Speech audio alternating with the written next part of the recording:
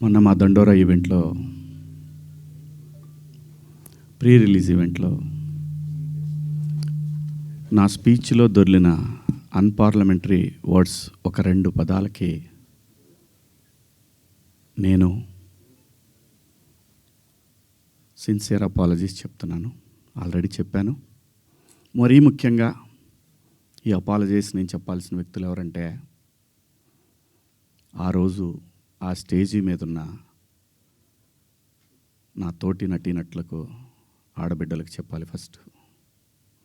ఆ పదాలు దొరలకూడదు. నా జీవితంలో ఎప్పుడు దొరలలా అలాగా. 30 సంవత్సరాలు అయింది ఇక్కడికి వచ్చి. నేను అన్ని సంవత్సరాలు పాలిటిక్స్లో ఉన్నా ఏ రోజు కూడా ఒక చిన్న మాట జగన్ గారినైనా, లేదంటే ఏ మహిళనైనా, లేదంటే ఏ పార్టీనైనా నా హద్దు దాటి మాట్లాడలా.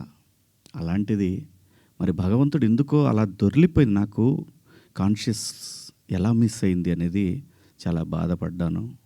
నాకు తెలుసు బయటికి రాగానే గెస్ట్తో అన్న, అబ్బాయి దొర్లేసానన్న. సో దానికి మీ అందరికీ సిన్సియర్ అపాలజీస్ చెప్తున్నాను, ఆ 2 పదాలకి, నా ఆడబిడ్డలకి.